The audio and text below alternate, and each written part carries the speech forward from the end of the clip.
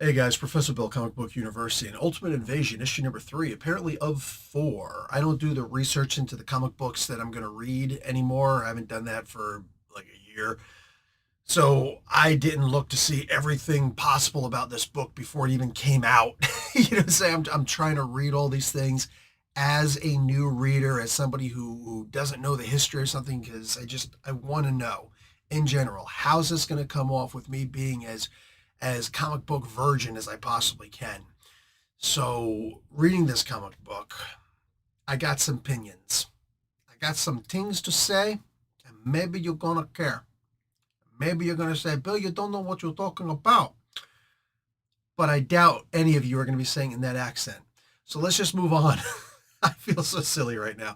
Anyway, guys, I did enjoy this book, but I can understand why a lot of people are going to be really annoyed by this. Anyway, so we're talking about who made the book. Let's move on from there. Jonathan Hickman is the writer for this, and Brian Hitch does the pencils. Inks by Andrew Curry, colors by Alex Sinclair. VC's Joe Caramagna doing the letters, and Hitch and Sinclair do the cover art. There's two variant covers out there, one by Daniel Acuna, another by Alan Qua. I think that's how you pronounce his name. Okay, and I don't know, this 616, or excuse me, the 16, what is this, Earth 1610? I don't know, man. This is some other Earth. What did they say this was? Earth 6160. Sure. Chapter 3, Through the Looking Glass. Very Alice in Wonderland-ish, right? So we start off with Tony and his dad walking through a graveyard. They're standing at Obadiah Stane's grave. They're toasting him. Well, his dad is mostly. This this whole book is really slow. I can't go panel by panel on this or page by page on this. I really just have to do a general overlay of the story. I'm going to first talk about the art in this. Any questions about how if Hitch did a good job on the art in this comic book? Bro, you just have to look at that first image of Latveria. Like that is of Doomstat, particularly. This is such an incredible rendering, man. This incredibly beautiful castle is wild. I'm looking at this. I could stare at this picture for days and days. As far as I'm concerned, if anybody says, hey, what does Latveria look like? This is the image I'm going to show them. All the other images that are out there, they're cute, but this is the one. My God, this is absolutely gorgeous. And the rest of the art is as follows. The designs, all the way down to like Kang's boot. It looks awesome. maybe not the most practical thing in the world, but every single bit of pencil in this just looks amazing. And everybody else who came afterward, the inks and the I almost said crayons, the colors, which it might have been crayons, I don't know. Uh, like this, the art in this is absolutely gorgeous. I really love it. Very subtle, very laid back, which is really important, especially for this issue, because wow, this whole issue, like the most action we're going to get in this is a bunch of people cheering for somebody talking in this at one point. It's funny that the colors were more vibrant for that than they were for the rest of this comic book, which were all of it pretty much is just a bunch of people talking, a bunch of talking heads. DaCosta's dad was in this. Sunspot's father was in this, and I really liked seeing him. This was the perfect moment to bring him out and almost be like the narrator for us in this comic book, man. Comes out and he's talking to Papa Stark.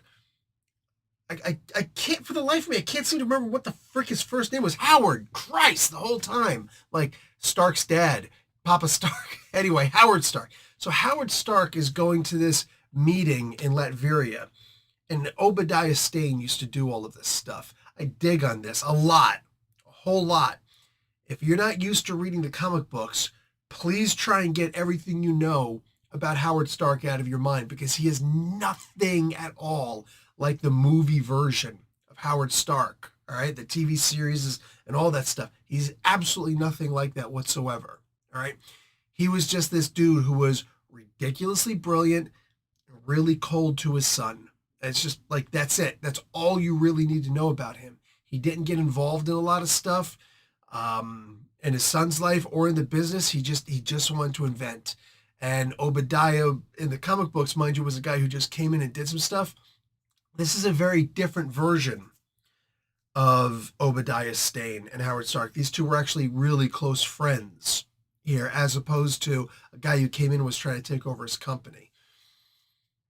This universe is very interesting in that regard. Seeing the amount of control that the Maker is taking over all of the, you can't even call them heroes at this point. Like the mutants are completely compromised right now. Mind you, it's going to be very hard for you to say that Hickman doesn't like mutants after he just did the Hoxpox stuff right before this. That was all him. That was his dad, his baby, right? He was their daddy. All of them, there is not a single uncorrupted mutant in this. They are all servants, basically, to fear of what the Maker will do, belief in what the Maker can do for them, right?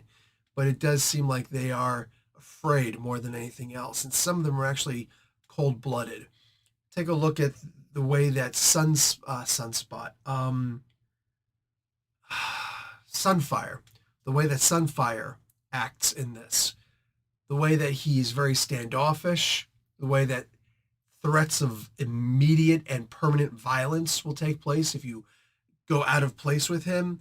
And when the Maker is talking about his totalitarian Big Brother-esque government, he's smiling, a cold smile at Howard Stark. And his go-to person, his voice is the Viper. Bro. Bruh. I really liked how this comic book came off. Everything was talking. Every single thing was talking. But man, oh man.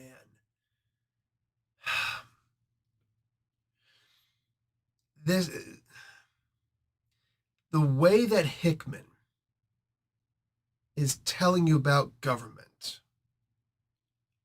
both sides of government, all versions of government, big government, in all of its manifestations, is brilliance in this.